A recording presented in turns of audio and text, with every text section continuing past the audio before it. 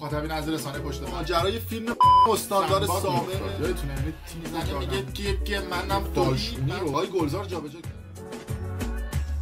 آقا درود بر شما، بنده امین فردین. خوشحالم که به همراه تیمم بایر دیگه با یک برنامه پشت پرده دیگه با شما هستم. امروز یه کار باحال میخوایم انجام بدیم تو برنامه پشت پرده. میخوام با استفاده از هوش مصنوعی چت جی پی تی خودم از خودم مصاحبه بگیرم و راجع به خودم سوال بپرسم. شاید سوالاتی که چت جی پی تی توی ذهنشه سوالاتی باشه که خیلی از شما توی فضای مجازی از من دارید. حالا این گوزی رو نگاه کنم کیه مثلا سوال داشته باشه کرم دیگه. آقا میخوام ببینم این چت جی پی تی چی راجع به من میگه و چه چیزایی راجع به من میدونه و چه سوالاتی داره و خلاصه یه کرمی بریزیم ما این چت جی پی تی ببینیم داستانش از چه قرار هستش. این صبر کن شروع کنیم. اول آنلاین بشه. چت جی پی تی منو میشناسی؟ بله، شما امین فردین هم. بیا. حتما هر سوالی دارید بفرمایید. اول بگو منو میشناسی؟ بله، شما امین فردین هستید، روزنامه‌نگار و یوتیوبر معروف. من واقعا معروفم؟ بله، شما در حوزه خودتون شناخته شده هستید و مخاطبان زیادی دارید. بعد حوزه من چیه؟ شما در حوزه روزنامه‌نگاری و تولید محتوا در یوتیوب فعالیت می‌کنید. به نظر نه آدم شسخلیم؟ نه، شما فردی هستید که در کارتون جدی و حرفه‌ای عمل می‌کنید. بعد دشمنم دارم به نظرتون؟ این سوالی که خیلی از من میپرسن. در هر حوزه‌ای که فعالیت کردید افرادی هستند که ممکن است با شما مخالف باشند. مهم این است که به کارتان ادامه دهید و به نظرات مثبت توجه کنید. نظرات منفی چیه اون وقت؟ نظرات منفی هم میتونن موافق باشن اگر از اونها برای بهبود و پیشرفت نظر میگم نظرات منفی چیه؟ نظرات منفی میتونن نقدهای سازنده یا انتقاداتی باشن که به بهبود کارتون کمک کنن. مثلا چه انتقاداتی از من دارن؟ بعضی از انتقادات ممکنه مربوط به محتوا یا سبک ارائه شما باشه. مهم اینه که ازشون برای بهتر شدن استفاده کنید. خب بگو یه 2 تا 3 تاشو نمونه بهم بگو. مثلا تو کدوم یکی از ویدیوها یا محتویاتم بهم ایراد گرفتن؟ بعضی وقتها ممکنه نظراتی در مورد نحوه پوشش موضوعات یا سبک ارائه دریافت کنید. به هر حال این نظرات میتونن فرصت‌های بابا کلیگویی نکن بابا، جزئیات بگو، با مثال قشنگ به من بگو. بس چرا میگی؟ متاسفانه امکانش نیست که مثال‌های مشخصی از ویدیوها رو ذکر کنم. اما معمولاً انتقادات میتونن مربوط به نحوه ارائه یا جنبه‌های خاصی از محتوا باشن. آقا اینو به من بگو که تو کدوم موضوع با من مشکل دارن یه عده. اینو به من بگو. انتقادات ممکنه بیشتر روی سبک ارائه یا نحوه تحلیل موضوعات باشه. آقا ولش کن، گوه نخور. من دوست دختر دارم یا نه؟ من اطلاعی از زندگی شخصی شما ندارم. خب برو بگرد تو اینترنت ببین من داستانم از چه قراره. این مسئله کاملا شخصیه و هر کسی شرایط خودش رو داره. زن چی؟ نمیتونم شما رو قضاوت کنم. هر کس مسیر خودش رو داره و این کاملا طبیعیه. بچه چی؟ این هم یک موضوع شخصیه و بستگی به انتخاب‌های شما داره. زید چی؟ زید دارم. این هم یک موضوع کاملا شخصی و وابسته به شرایط و انتخاب‌های دوست پسر شماست. گی کنی بود اینا چی؟ اینا دارم. هر شخص مسیر و انتخاب خودش رو داره و مهم اینه که با انتخاباتون راحت باشید. بابا چقدر تو کلیگویی میکنی، یکم بریم جزئیات رو به هم دیگه بررسی بکنیم. مهمترین جان بنال بگو میتونیم روی جنبه‌هایی که برای شما مهم هستن تمرکز کنیم. مثلا چه موضوع خاصی مد نظرتونه؟ ببین مثلا فرض بکن که الان مردم دارن صداتو میشنون که نمیشنون. به نظر مردم چه سوالاتی از من دارن؟ احتمالاً مردم در مورد زندگی شخصی، کارتون و نظراتتون کنجکاو باشن. مثلا در مورد تجربیات کاری، نظراتتون درباره موضوعات روز یا حتی برنامه‌های آینده‌تون. میتونی مثلا چند تا سوال از من بپرسی من بهت بگم مثلا سوال اولو بگو، سوال دومو بگو و سوال از من بپرسی؟ بله، مثلا چه چیز که ما معمولا شما رو به سمت روزنامه نگاری کشوند؟ سوال دوم، به نظر شما مهمترین سوال اول چی بود؟ سوال اول بپرس از من.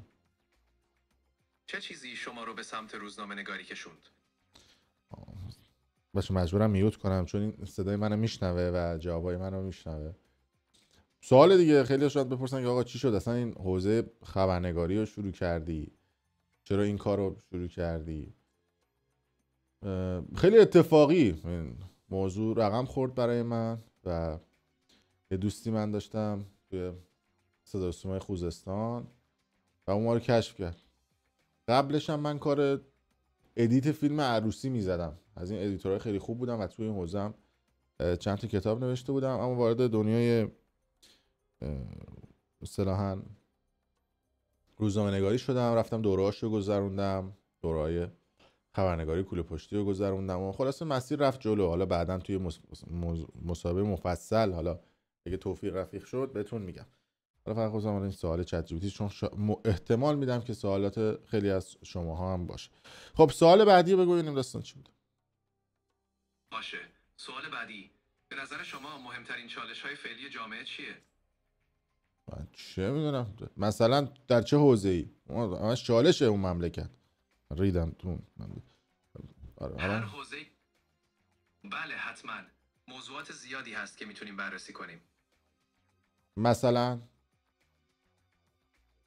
میتونیم درباره چالش‌های اجتماعی، اقتصادی یا فرهنگی صحبت کنیم.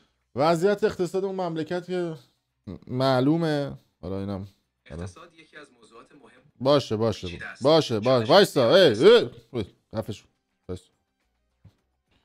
البته این مسائل نیاز به بحث بابا زر نزن یه دقیقه زر نزن شرایط خاص خودش رو داره. واسه یه دقیقه زر نزن ما حرف بزن. اگر موضوع خاصی مد نظر داری میتونیم در مورد اون صحبت کنیم. باشه خفه شو. بله ببینید موضوعات اقتصادی که وضعیتش مشخصه. قیمت یورو دلار که خودشون دارن میبرن بالا که ارزهای پتروشیمی و نفت و گاز اینا رو بکشن اپولیکو هم ببرن بالا و بخورن و اینا که راجبشون صحبت میکنیم. موضوعات ورزشی هم همینطوریه. دادم دل دوز رفتن تو اون سیستم برای ما شدن مسئول ورزش و همه راندخوار و لابیخور و این چیزا. اونم که دیگه تکلیفش میشه. حوزه سیاسی هم که من اصلا شعور سوادش ندارم، اصلا نظر نمیدم سیاست کجا سیخی چنده. دیگه حوزه‌های فرهنگی هم که داریم می‌بینیم دیگه، وضعیت این سلبریتی‌ها افراد مختلفی که الان شدن الگوی جامعه ما. در حوزه موسیقی هم همینطور، یعنی هر کسی هر شلنگ و تخته میخونه با طعم چسناله مگاهیت میشه. خب سوال بعدی بفرمایید چت جی پی تی. سوال بعدی، از چه چیزی در کارتون بیشتر لذت میبرید؟ بگاه دادن آدمای ریاکار. خب سوال بعدی، چه اهدافی برای آینده دارید؟ والا هدف خاصی ندارم، یعنی هر چی پیش آید خوش آید. سعی میکنم که تو زندگیم خیلی برنامه بلند مدت نذارم. واقعیت سعی میکنم که برنامه کوتاه مدت باشه، مثلا مال 1 ماه دیگه، 2 ماه دیگه، 3 ماه دیگه. مثل بقیه نیستم مثلا میگم برنامه بلند مدت مثلا 2-3 ساله دارم. نه واقعا این فازا نیست. 2 ماه دیگه، 3 ماه دیگه، دافی مافی چیزی. سوال بعدی بفهم. چه چیزی الهام بخش شما در زندگیه؟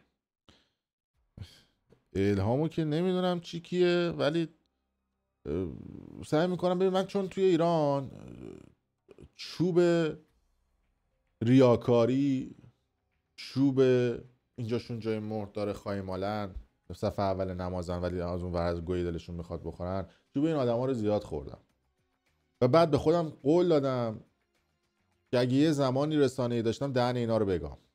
خیلی رک دهنشون رو گاییدم و دارم میگم و بعضی وقتا آدما از من میپرسن که پشیمون نیستی که مثلا یه نفر افشا میکنی؟ چند وقت پیش توی اتریش خانمی از من پرسید، گفتم بله 1000 بار شده من پشیمون شدم، نه به خاطر اینکه اون آدمو مثلا راجبش افشاگری کردم و پشیمون شدم که چرا بیشتر دهنشون رو سرویس نکردم.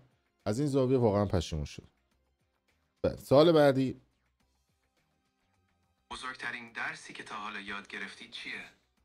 به هیچ کی تو زندگیتون اعتماد نکنید، چون تمام اون آدمایی که میان اسناد مدارک رو به من میدن صمیمی‌ترین آدم‌هایی هستن که نزدیک اون آدمایی هستن که دارن زندگی میکنن. ما 85 میلیون جمعیت ایران هممون با هم آدم فروشیم. پس نتیجه اخلاقی این که به هیچ کی اعتماد نکن. سوال بعدی. چه توصیه‌ای برای کسانی که میخوان وارد حرفه شما بشن دارید؟ توصیه ندارم. من خودم مثلا دریایی از تجربه هم مگه برای بقیه توصیه بکنم؟ توصیه ندارم. هر کی دوست داشت میتونه بیاد توی این حوزه سخت و پرچالشی. خب سوال بعدی. چه چیزی شما رو در کارتون به چالش میکشه؟ چالش از چه زاویه‌ای؟ چه چیزی به شما انگیزه میده هر روز ادامه بدید؟ اینکه آدم‌ها بیشتر آگاه بشن، اینکه سواد رسانه آدم‌ها بالا بره و به نظر من بزرگترین انرژی که من میده اینه که مردم آگاه بشن. اینکه من هر روز نیام بال بزنم بگم آقا اینی که این کار داره میکنه برای حاشیه است، اینی که این کار داره میکنه برای ویوه، اینی که این داره میکنه به خاطر حسادتشه، به خاطر باجگیریشه. شاید آدم‌ها از یه زاویه دیگه‌ای بخواین حرفا رو مطرح بکنن، ولی من سعی میکنم که تو زندگیم مردم رو آگاه بکنم. سوال بعدی. بفرما سوال بعدی. چه موضوعی رو دوست دارید بیشتر بررسی کنید؟ کتاب هم گفتی. راجع به کتاب چی بود؟ پرسیدم چه کتاب یا فیلمی تاثیر زیادی روی شما داشته؟ یه کتاب خوندم تقریبا فکر میکنم 17-18 سال پیش بود. کتاب لطفاً گوسفند نباشید. نویسنده‌ش آقای محمود نامنی بود. من کلا کتاب زیاد میخونم. محمود نامنی یکی از نویسنده‌های مورد علاقه منه. یه کتاب دیگه بود به اسم مشکلات خود را شکلات بکنید، میم مشکلات حذف کنید، و این سبک کتابا خیلی بهتون میتونه کمک بکنه. واقعا کتاب لطفاً گوسفند نباشید رو بخونید. یه کتاب 700 صفحه‌ای و جزو کتابای پرفروشه. کتاب راز هم همینطور، یا اصلا مستند راز یا سکرت رو ببینید، خیلی باحاله. خب سوال بعدی. چه چیزی باعث میشه از مسیرتون لذت ببرید؟ مسیر یعنی چی؟ منظورم مسیریه که در حرفه و زندگی انتخاب کردید. خب اینو جواب دادم. سوال بعدی. اینکه مردم آگاه بشن. چه چیزی به شما احساس رضایت میده؟ خب اینم سوال تکراریه دیگه. سوال بعدی. چه توصیه‌ای به خود جوون تر خودتون دارید؟ جوون تر خودم من خشکم اون تره.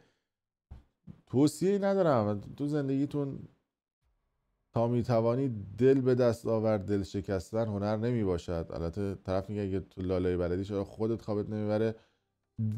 آدمایی که دروغ میگن، آدمایی که ریا میگن، مثلا دهنشون سرویس کنید، رحم بهشون نکنید تو زندگیتون و سعی بکنید که حقتون رو بگیرید. حق گرفتنی دادنی نیست، مخصوصا تو اون جامعه خراب شده ایران. سوال بعدی. بزرگترین انگیزه شما برای ادامه مسیر چیه؟ خب سوال بعدی همون آگاه کردن ملت دیگه گفتم. چه چیزی از شغلتون جالب میشنوید؟ ببین جان با من بود. ببینید خیلی جالبه، مثلا سوالات پرتکراری که از من میپرسن همیشه آدما اینه که این اسناد از کجا به دست میاری؟ وصلی؟ بچهای بالا اطلاعاتی؟ من همیشه میگم اسناد از تو لپ لپ در میارم. بله ما با همه وصلیم. و یا اینکه میگن که نمیترسی مثلا بلایی سرت بیارن، یا اینکه مثلا سوژه بعدی کیه. همیشه این سوالات پرتکرار زیاد از من پرسیده میشه، ولی خب منم عموما میپیچونم. حقیقت راستش رو بهتون بگم از خدا پنهان نیست، از شما پنهان نباشه. سوال بعدی بفرمایید. چه چیزی الهام بخش شما در زندگی؟ بابا سوال بعدی گاییدی ما رو با این الهام. سوال بعدی.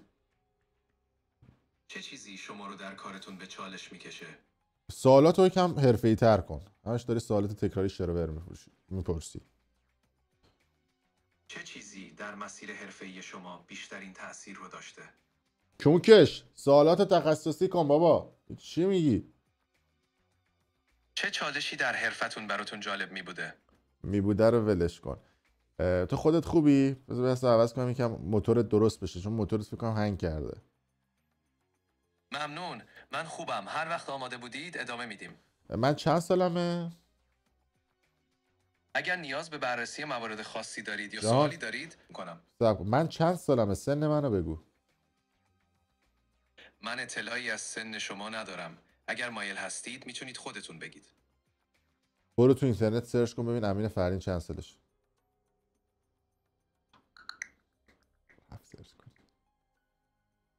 امین فردین متولد 9 شهریور 1370 هست و اکنون 34 سال دارد. دیوس من 29 شهریورم ها. یه سرچ دیگه بکن. امین فردین متولد 9 شهریور 1370 در اهواز است و اکنون 34 سال دارد. خب این از کجا در آوردی دقیقا؟ منبعت کجا بوده؟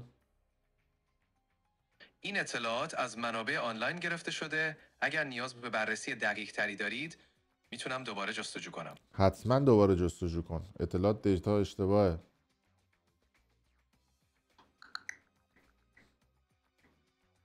امین فردین متولد 9 شهریور 1370. بابا گایدیمون 29 شهریور. 29 شهریور. به شمسی و قمری هم بگو ببینم کی میشم.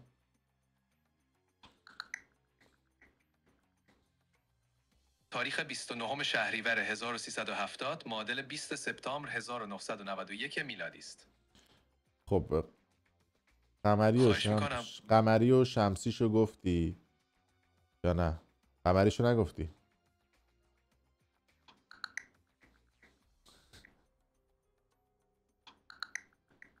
تاریخ 29 شهریور 1370 معادل 11 ربیع الاول 1412 هجری قمری است. آفرین. از این به بعد هر کی بهتون گفت من متولد چه ماه و سالی هم بگید 11 ربیع الاول. این خیلی مهمه. بعد به نظرت من تو اینترنت مثلا بزن بگرد بسرچ بجوی بمال مثلا دوست دخترمو پیدا کن، این سوالیه که همه دنبالشن. این موضوع کاملا شخصیه و بهتر از روش‌های مطمئن و مناسب برای پیدا کردن شریک زندگی استفاده کنید. مثلا چه جوری آدم بخواد مخ یکی رو بزنه، مخ یه دختر رو بزنه؟ مثلا من یه خبرنگارم، بعد چه جوری مخ یه دختر رو بزنم؟ بهترین راه اینه که صادق و خودتون باشید. ارتباطاتتون رو بر اساس احترام و درک متقابل بسازید. به عنوان یک خبرنگار میتونید از مهارت‌های ارتباطیتون استفاده کنید. مثلا چه جوری؟ مثلا یه دختر الان دیدم یه چیز داف خیلی خوبه، فلویه مثلا تو اینستاگرام، برم تو دایرکتش چی بنویسم؟ بهتره با احترام و صمیمیت شروع کنید. میتونید از علاقتون به چیزی که در صفحش دیده اید بگید و یک گفتگوی دوستانه رو شروع کنید. مثلا چی بگم؟ مثلا میتونید بگید او واقعا از نظر چت جالب بود. خوشحال میشم بیشتر در موردش بدونم. خب بعد دیگه چی بگم بهش؟ اگه پاسخ داد میتونید با هم درباره علاقه‌مندی‌ها و موضوعات مشترک صحبت کنید. ایوس مگه الان زمان سال 57 الان اینو بگی یارو دوتا فوش بهت میگه سیکتیر بابا، یه روش جدید بگو، تکنیکای جدید مخزنی رو بگو بهمون. مهم اینه که با احترام و صمیمیت برخورد کنید. میتونید با یک پیام ساده شروع کنید. مثلا سلام، پستاتون خیلی جالبه. بعدش دیگه چی بگم؟ اگه پاسخ داد و گفتگو شکل گرفت، به تدریج علاقه‌مندی‌ها و نقاط مشترک رو مطرح کنید تا مکالمه طبیعی پیش بره. خب بعد دیگه چیکار کنم؟ بهترین کار اینه که مکالمه رو طبیعی و دوستانه پیش ببرید و به مرور زمان اعتماد سازی کنید. بعد مثلا غیر طبیعی هم مگه داریم ما تو مکالمه؟ گاهی اوقات مکالمه میشه خیلی رسمی یا مصنوعی باشه. هدف اینه که گفتگو طبیعی و راحت پیش بره. بعد چجور میتونیم طرفو بکشونیم تو مکان؟ بله، پیشنهاد یک مکان عمومی و مناسب مثل نه مکان مثلا خصوصی و خالی منظورمه. بهتره در ابتدا مکانهای عمومی و آشنایی که هر دو راحت هستید رو انتخاب کنید. خب بعد در انتها چی کار کنیم؟ بهتره مکالمه رو دوستانه و محترمانه پیش ببرید و اجازه بدید هر دو طرف احساس راحتی کنن. خب بعد اگه طرف احساس راحتی نکرد چی کار کنیم؟ اگه طرف مقابل احساس راحتی نکرد، بهتره فضا رو عوض کنید یا موضوع صحبت رو تغییر بدید. تو چه موضوعی بریم؟ میتونید به موضوعات سبکتر و عمومی‌تر بپردازید، مثل علایق مشترک یا موضوعات روزمره. بعد مثلا اگه این دختره گفتش که نه تو آدم مثلا ترسناکی هستی، افشاگری و اینا، من بهت پا نمیدم، بعد اون موقع بعد چی بهش بگیم؟ مهمه که با احترام برخورد کنید. بابا گایدی و ما اگر رو احترام ول کن، ما قطعا احترام میذاریم به طرف. مرحله بعدی رو بگو. میگه با احترام. در این شرایط بهتر محترمانه خداحافظی کنید و به مسیر خودتون ادامه بدید. دست شما در بعد مثلا یه دختری اگر اومد به من پسرم این فردی مثلا دایرکت داد، گفت مثلا تو چه پسر جذابی هستی عمرن، بعد من از تو خوشم اومده، زر میزنن ها، چون من که قیافم شبیه بهترین دکو. کار این آره سب کن که قیافم شبیه دکاپریو نیستش که شبیه قابلمه برعکس هم دیگه. طرف میاد مثلا من دایرکت میده که نمیدونه که مثلا من آدم احساسی هستم یا نیستم، که برای معروفیت یه فالووری حالا هر چیزی حالا خیرستش. میگفتم بهت مثلا دختره میاد به من دایرکت میده، میگه عزیزم من خیلی از تو خوشم اومده، من یه دل نه صد دل عاشقت شدم، میخوام باهات برم تو رابطه. بعد چی من بعد به این جواب بدم؟ بهتره با احترام و صداقت پاسخ بدید. میتونید بگید که از پیامش خوشحال شدید و مایلید بیشتر آشنا بشید. بعد اگه گفت از تو بار دارم، در این شرایط بهتره با احترام و مسئولیت پذیری برخورد کنید و حمایت لازم رو ارائه بدید. مثلا حمایت لازم چیه؟ حمایت لازم یعنی در کنارش باشید، به احساساتش توجه کنید و درباره قدم‌های بعدی با هم صحبت کنید. بعد اگه بچه مال من نبود چی؟ مثلا گفت حاملم، بچه مال توه، بعد بچه مال من نبود، اون تکلیف چیه؟ گردن بگیرم؟ در این شرایط بهتره با صداقت و احترام موضوع رو بررسی کنید. اگر شکی دارید با هم صحبت کنید تا حقیقت روشن بشه. بعد نه گفت تو ریختی توش، تو بچه دارم کردی، اون موقع تکلیف چیه؟ در این صورت بهتره همچنان با احترام و مسئولیت پذیری برخورد کنید و در صورت نیاز از مشاور یا فرد معتمدی کمک بگیرید. بعد حالا من گردن گرفتم، بعد گفتم بچه مال منه، بچه به دنیا اومد سیاپوست بود، اون موقع چیکار کنیم؟ چه گویی بخوریم؟ دیگه اونه که من نمیتونم گردن بگیرم، من اگه که مثلا اسپرم نیمسوز ایناش، اون موقع بعد چیکار کنم؟ اگر چنین اتفاقی افتاد، مهمه که با صداقت و احترام برخورد کنید. میتونید با یک مشاور صحبت کنید تا بهترین راه حل رو پیدا داشت کنید. دیگه بچه رفته تو پاچمون دیگه، مصداقت و احترام چیه دیگه؟ مشاور چی دارم کسخلی یا موقعیت سختیه. در چنین شرایطی بهتره با آرامش و منطق برخورد کنید و از افرادی که میتونن کمک کنن راهنمایی بگیرید. بگم چیکار کنم؟ چجوری باید ادامه بدم یا ندم؟ 20 دقیقه شد. به نظر مردم این مکالمه ما رو شنیدن، دوست دارم ما این صحبت ها رو ادامه بدیم، تو موضوعات دیگه هم بریم یا نه؟ اگر بگو. فکر میکنید به نظر میرسه مخاطبان از تنوع موضوعات استقبال میکنن. ادامه دادن میتونه جذاب باشه. مثلا چه موضوعاتی؟ مثلا میتونید درباره چالش‌های روزمره، موفقیت‌ها یا موضوعاتی که بهشون علاقه دارید صحبت کنید. نظرت چیه؟ این مکالمه رو من بذارم تو یوتیوب، بعد به مردم بگم زیر همین ویدیو سوالاتی که مد نظرشون رو بپرسن، من دفعه بعدی بیام از تو بپرسم. بله، ایده خوبیه. اینطوری میتونه تعامل بیشتری با مخاطبان. ایده نه ایده. ایده. متوجه شدم. ایده خوبیه. آفرین. چه با حرف گوش کنی هستی ها. ایده شما جذابه. اگر کمکی خواستید در خدمتم. خب دیگه مزاحم نشو.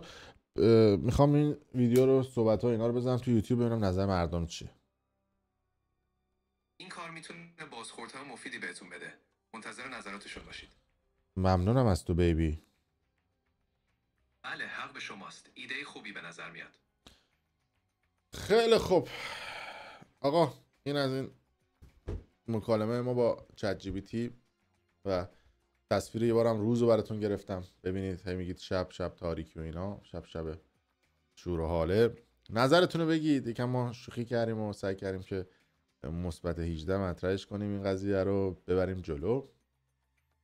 شما هم برید نظرتون رو بگید به ما و کامنت بذارید زیر این ویدیو، بگید که من این مکالمه رو با چت جی پی تی ادامه بدم یا نه. به حال استفاده از تکنولوژی میتونه گاهی وقتا باحال باشه، جذاب باشه، متفاوت باشه، فارغ از دنیای افشاگری و فارغ از دنیای پشت پرده باشه. یکم فضا رو ملایم تر بکنه. خیلی مخلصیم، دمتون گرم و ممنون که تا این لحظه با ما همراه بودید.